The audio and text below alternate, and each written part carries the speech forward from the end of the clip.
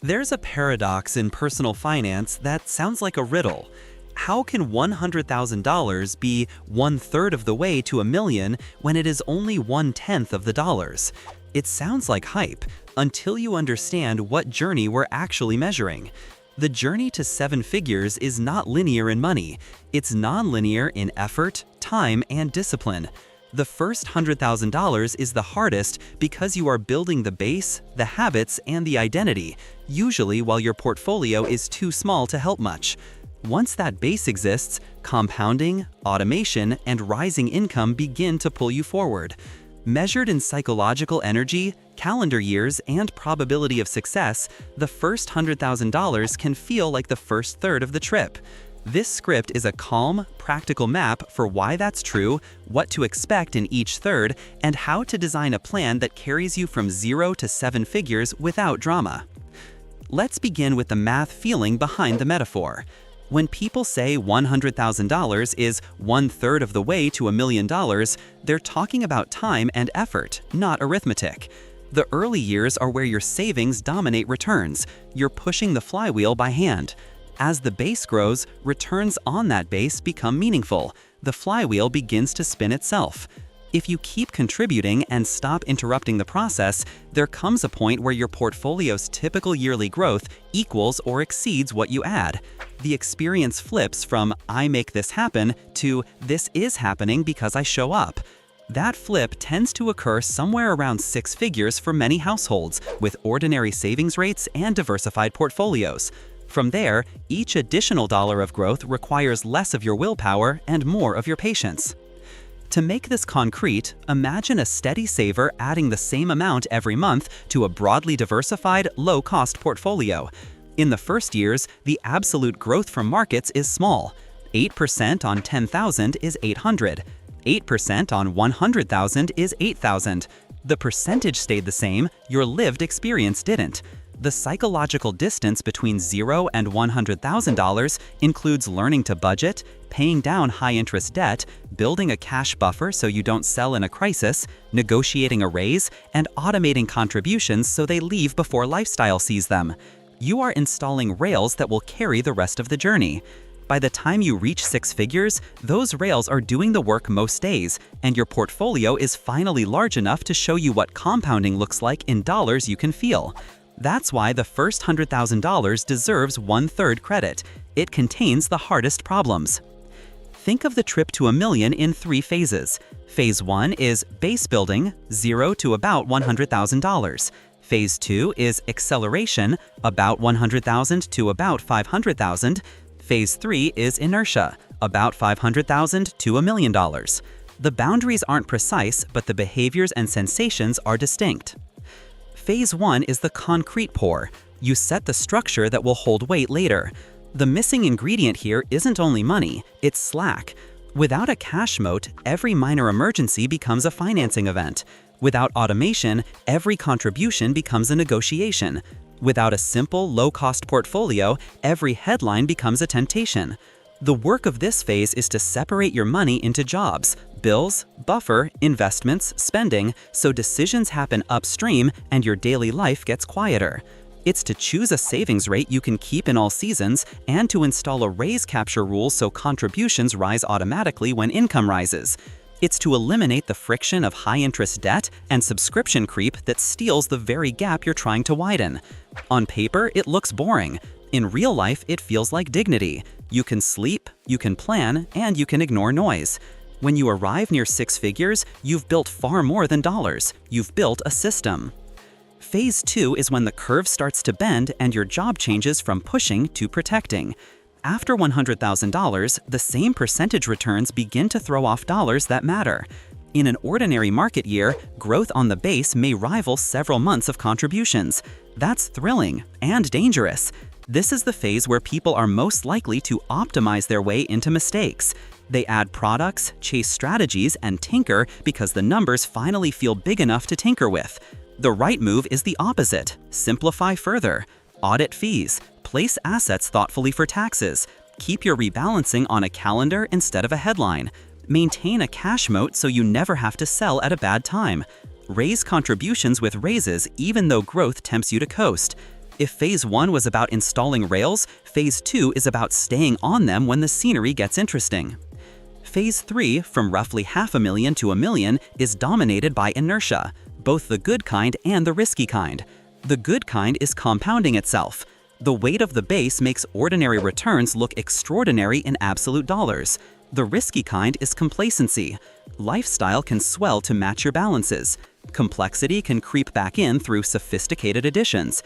Anxiety can return during market storms because the numbers are big enough to feel personal. The craft in Phase 3 is humility and monotony. Keep the policy, keep the costs low, keep the taxes minimized, keep the buffer, keep the boredom. You'll feel like you should be doing more. Resist that urge. The plan is now sensitive to your mistakes more than your optimizations. Why does the first $100,000 take so much calendar and effort? Because you aren't just funding an account, you're changing identities. People don't behave consistently against their self-story. If, deep down, you believe you're bad with money or not an investor, you will unconsciously sabotage good months to restore the familiar narrative. The first phase is where you gather counter-evidence. Automatic transfers happen even when you're tired. A weekly 5-minute check-in replaces avoidance until panic. A one-page investing policy tells you what to do when markets drop. Each kept promise is a tile in the mosaic of a new identity. I am the kind of person who pays my future self first. That identity is the silent engine that carries you through the middle years. Fees and taxes are also asymmetrical across phases. A 1% fee feels like coffee money on a small account. At 6 figures, it becomes 4 digits. Near 7 figures, it's a salary. If you pick low-cost, diversified funds and a simple structure in Phase 1, you don't have to relearn the lesson when it's expensive in Phase 2. Taxes behave similarly. Early on, distributions are tiny and drag is low. You can ignore placement. Later, turnover and yield matter more. If you house your income-heavy or higher turnover holdings in tax-advantaged space where available, and keep low turnover, broad funds in taxable space, you'll retain more return inside the snowball where it compounds for you instead of for the tax collector. That quiet planning doesn't generate applause, it generates arrival. There's a related reason why $100,000 feels like a third. You've absorbed the true cost of your big rocks. Housing and transport drive more of your trajectory than coffee ever will. In Phase 1, right-sizing these two choices buy you years. A modest home near work or a rental that keeps you close to your life beats a bigger place that forces longer commutes and a more expensive car. A reliable used car driven for 7 to 10 years beats a string of financed upgrades. Once you've made those structural decisions, the rest of the plan becomes resilient. You're no longer rebuilding the foundation every spring. Momentum takes root. Skeptics might ask, isn't this 1/3 talk just a motivational trick? It's motivation built on behavior. Consider 2 savers who both target $1 million and invest through diversified funds.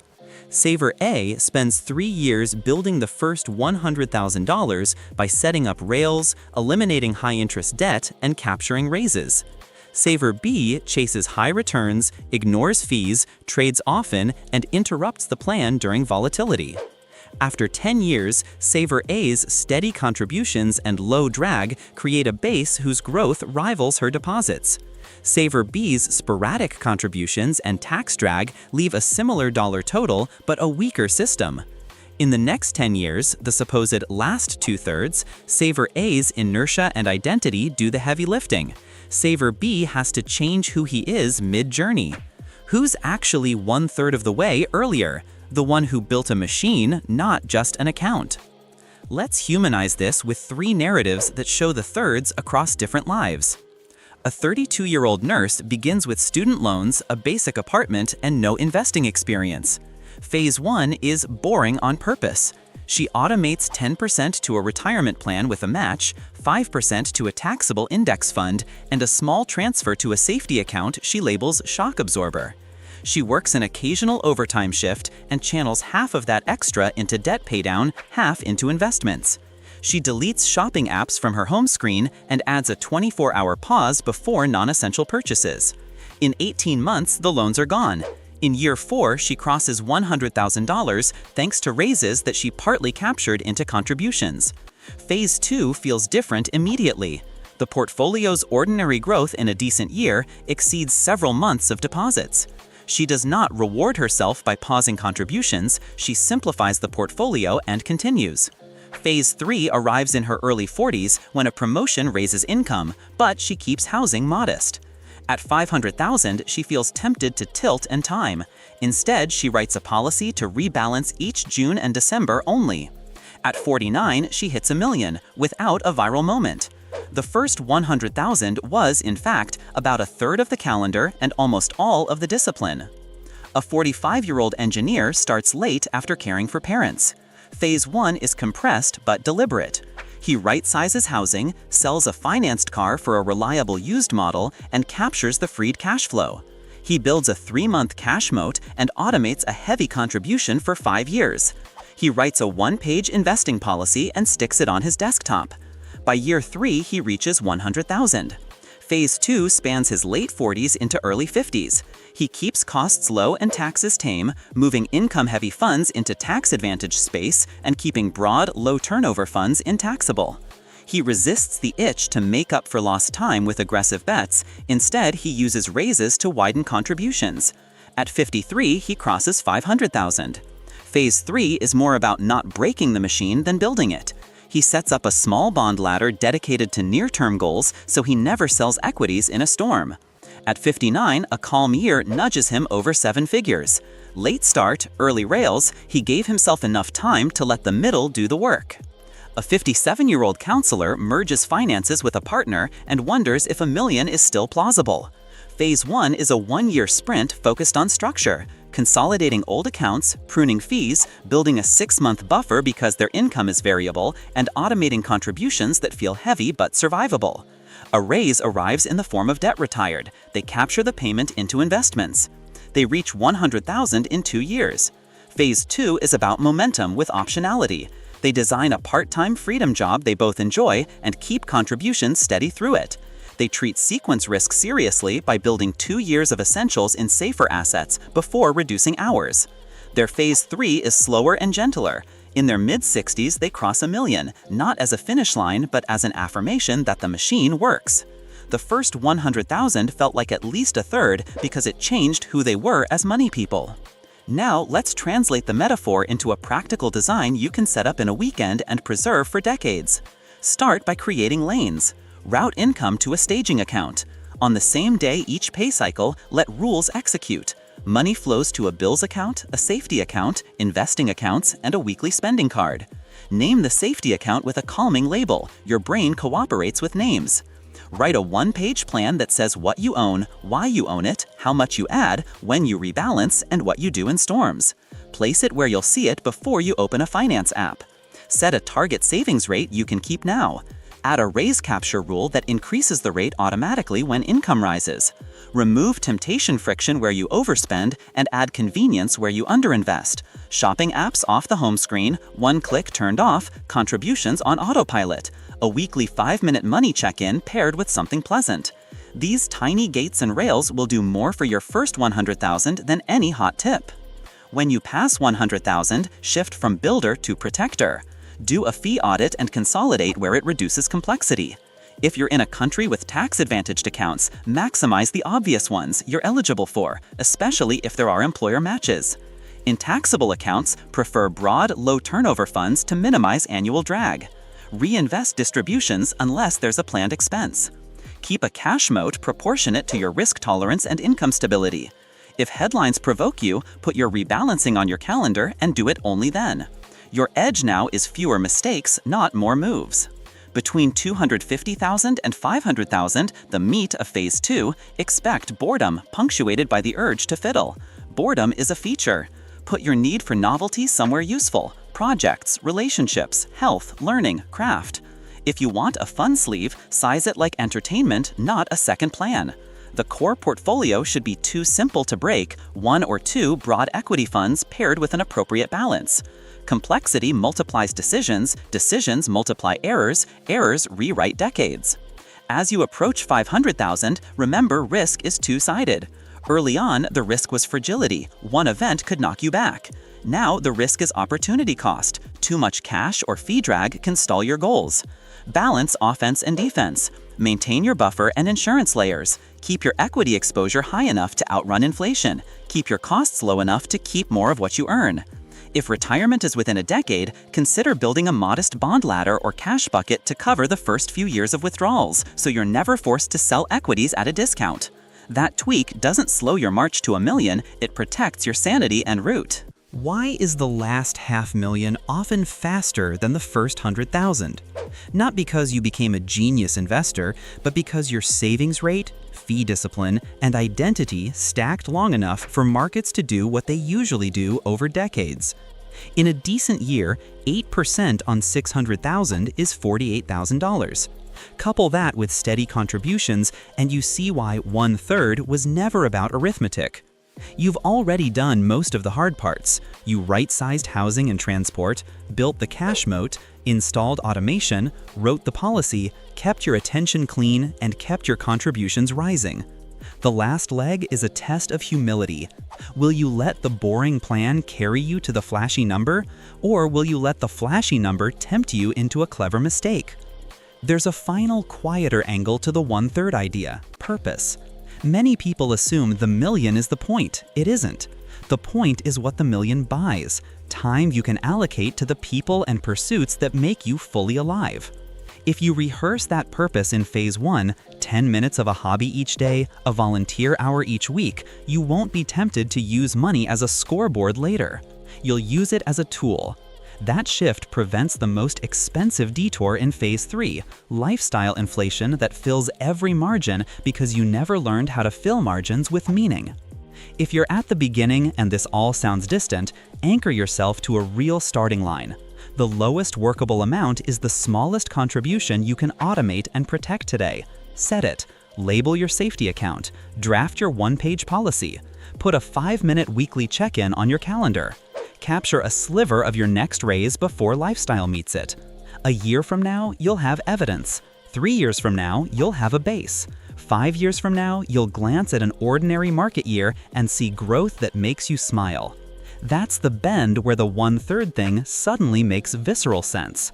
If you're already over $100,000, do a short audit. Are your fees low? Is your portfolio simple? Are your taxes minimized through sensible placement? Do you have a cash moat that keeps you from selling during storms? Are your contributions still rising with income? Do you rebalance on a schedule instead of a headline? Is your life designed to absorb novelty elsewhere so your plan can stay boring? If the answers are yes, then the most valuable thing you can do is nothing new. Protect the machine you built. Let it carry you. And if you're in phase 3, within sight of the big round number, tell yourself the truth about what will change and what won't. $1 million will not fix a chaotic calendar or a neglected body. It will make your good systems feel luxurious and your bad systems feel heavier. Cross the line by living like the person who already knows what he or she will do with the freedom. Deepen relationships, make things, serve others, explore, learn, and rest. Money amplifies. You did the hard third already, spend the last 2 honoring the reasons you started. So yes, $100,000 can be 1/3 of the way to $1 million, not in simple dollars, but in the work that matters. It's the third where you build rails, not resolve, where you choose structure over status, where you aim your attention at the plan and away from noise, where you align your identity with your actions. Do this and the remaining 2/3 become a test of patience you're now equipped to pass.